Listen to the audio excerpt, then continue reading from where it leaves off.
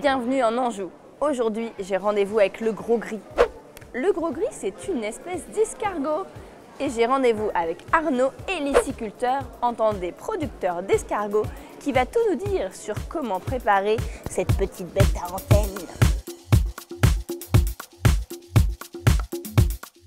Ça y est, j'ai trouvé.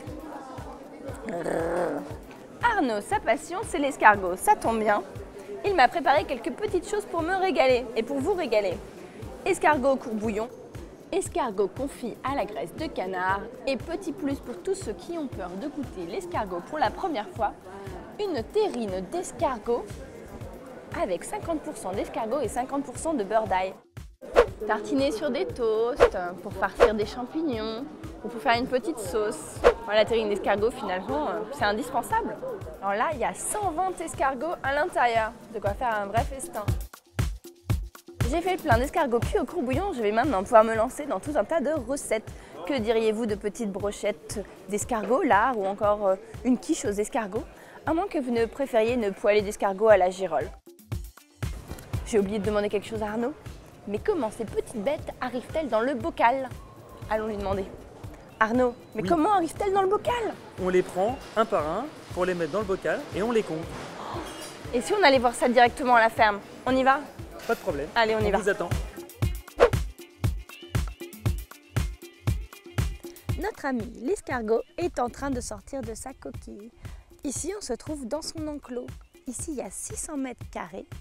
Et il peut y avoir jusqu'à 200 000 escargots.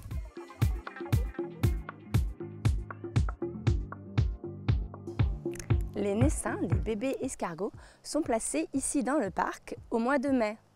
Ensuite, durant 6 mois, ils vont grossir. Les escargots sont ramassés fin septembre, début octobre. S'occuper des escargots, c'est un travail quotidien. Il faut les arroser 6 fois par jour, mais aussi les nourrir. Et oui, on leur donne le soir de la farine de céréales et des vitamines. Et toi Hugo, tu te régales ici? Ah ouais, apparemment, la nourriture est plutôt sympa. Tu vas tomber. Hugo et ses copains les escargots sont de vrais aventuriers. C'est pour cela qu'on a placé tout autour de l'enclos une barrière électrifiée. Sinon, ils iraient courir les escargots aux quatre coins du monde. Il faut savoir qu'un escargot comme celui-ci peut faire 7 mètres en 1 heure. Est-ce que vous saviez que l'escargot a une langue pourvue de dents, avec presque 1500 à 2500 dents? C'est la radula. Entre le ramassage et la préparation, les escargots sont conservés ici. Ils sont en train d'hiberner.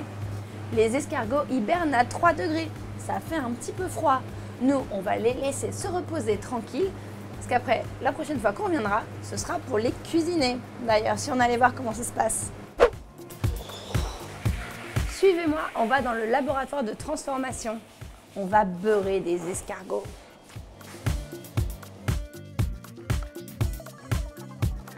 Âme sensible s'abstenir, c'est ici la fin des haricots, enfin des escargots plutôt. Et oui, c'est ici qu'ils seront trempés dans l'eau bouillante pendant 5 minutes.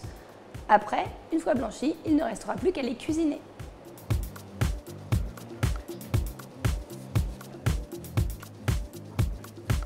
Place aux escargots, on en met un dans chaque croquis. Voilà, comme ça, sur le côté.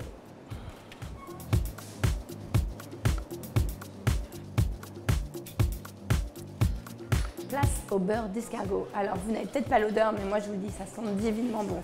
Du beurre, de l'ail et du persil, ça ne peut être que bon. Dernière étape, on remplit de beurre d'ail. Hop. Alors, c'est un coup à prendre, hop, avec le pouce. Et hop là.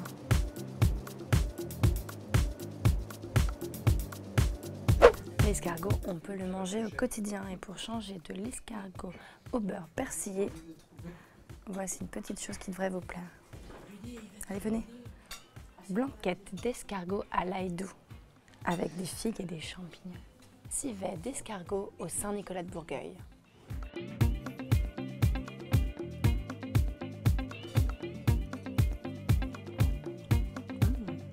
Mangez bon, mangez marmiton. Ah oui, l'escargot, ça se mange, mais la bave d'escargot, ça a des propriétés adoucissantes et hydratantes. Du coup, Moi, je me tartine d'escargot matin, midi et soir.